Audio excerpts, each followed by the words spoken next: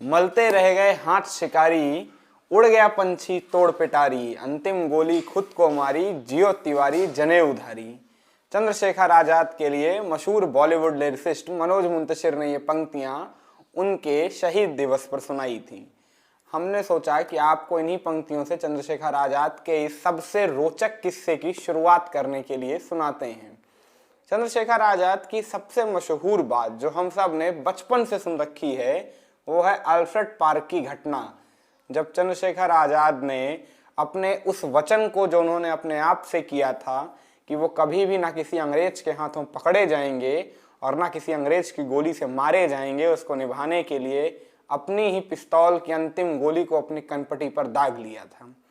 चंद्रशेखर आजाद की यही कहानी, यही किस्से ने हम सब के बचपन में हम सबको शहीदों के लिए, आज़ादी के परवानों के लिए, क्रांतिकारियों के लिए जानने के लिए उत्सुक किया था। याद करिए, सबसे पहले आपने चंद्रशेखर आजाद के इसी किस्से को सुना होगा कि उन्होंने अपनी पिस्तौल से गोली कनपटी पर दाग ली थी। क्यों?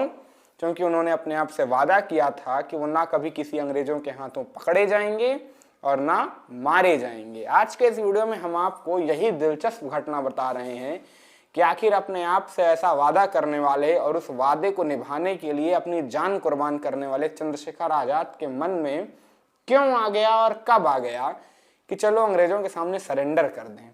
चंद्रशेखर आजाद जो मशहूर ही इसीलिए हैं कि उन्होंने कभी सरेंडर नहीं किया, जो मशहूर ही इसीलिए हैं कि उन्होंने सरेंडर ना करने की वजह से अपने आप को समाप्त किया था।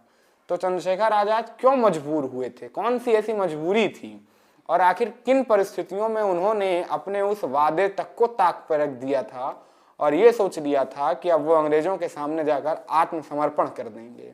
क्या था वो किस्सा? चलिए करते हैं शुरू। चंद्रशेखर आजाद के बारे में पढ़ रहा था तो अचानक एक सामने हेडिंग आई कि चंद्रशेखर आजाद का आत्मसमर्पण। सीधे कान खड़े हो गए कि चंद्रशेखर आजाद का आत्मसमर्पण।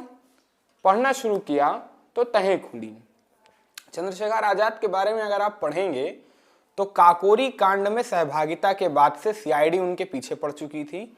सीआईडी के हिट लिस्ट में वो थे क्योंकि तब तक सीआईडी के सारे शिकार सीआईडी कर चुकी थी और उन्हें जेल के अंदर पहुंचा चुकी थी, सिवाय आजाद के। क्योंकि आजाद का ना पता था, ना ठिकाना था, ना फोटो थी, ना तस्वीर थी, तो कौन से आजाद को कहां से पकड़ लेंगे।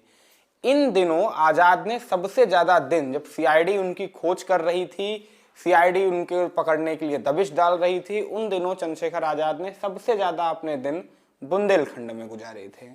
बुंदेलखंड के ओरछा के जंगलों में, झांसी में रहकर ही उन्होंने अपना ये 10 वर्ष लंबा समय व्यतीत किया था तकरीबन।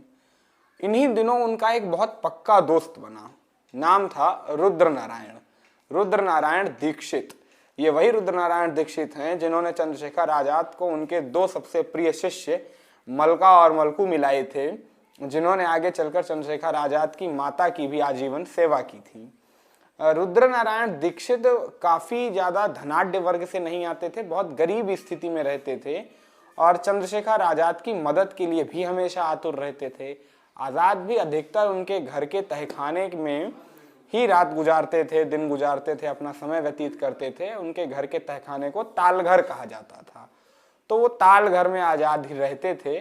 लेकिन रुद्र नारायण की स्थिति अच्छी नहीं थी, आर्थिक तंगी से बेहाल थे। चंद्रशेखर आजाद से वो देखा नहीं जाता था।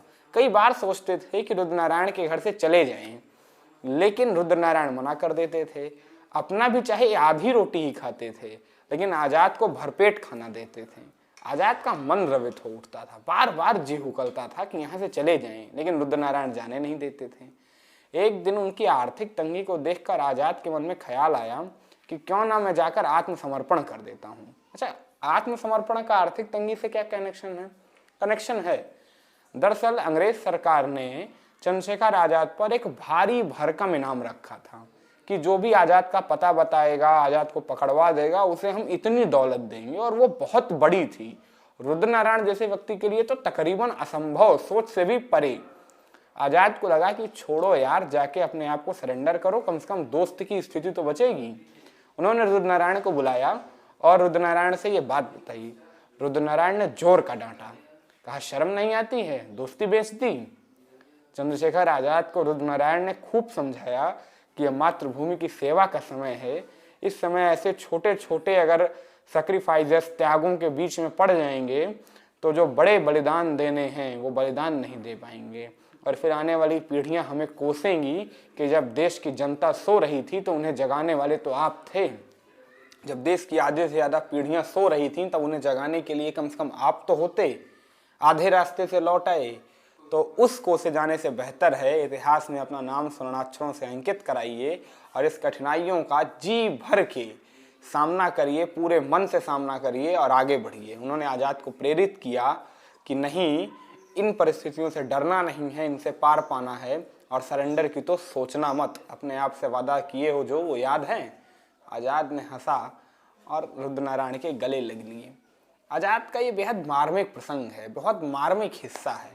मैंने पढ़ा तो सोचा आपके साथ शेयर जरूर करूं, क्योंकि आज़ाद के लिए सबसे मशहूर बात यही है कि चंद्रशेखर आज़ाद ने कभी आत्मसमर्पण करने की नहीं सोची। उन्होंने वादा लिया था अपने से, लेकिन दोस्त दोस्त होता है। जब भावनाएं उबाल मारती हैं तो वादा, वचन, सिद्धांत सब हवा हो जाते हैं। लेकिन चंद्रशेखर आज़ाद ने जिसे दोस्त चुना वो दोस्त भी आज़ाद के दोस्त होने के ही काबिल है। आज भी उनके घर में चंद्रशेखर आज़ाद की तमाम निशानियां मौजूद हैं। उनका कड़ा, जिस पलंग पे सोते थे वो पलंग, जब जनेऊ बदल जाते थे, पुराने हो जाते थे, तो बदलने के लिए जब नए जनेऊ लेते थे तो पुराने रख देते थे। घर वालों ने वो भी सहेज के रखे हैं। कभी जाइएगा झांसी तो देखिएगा जरूर, चंद्रशेखर आज़ाद से जुड़ी हुई तमाम निशानियां वहाँ पर मौजूद हैं। उम्मीद करता हूँ वीडियो आपको अच्छा लगा होगा, कुछ दिलचस्प लगा होगा। उच्चारण की त्रुटियों को क्षमा कर दीजिएगा, क्योंकि मौलिक स्वर में बोला हूँ तो कई जगह उच्चारण की त्रुटियां संभव हैं।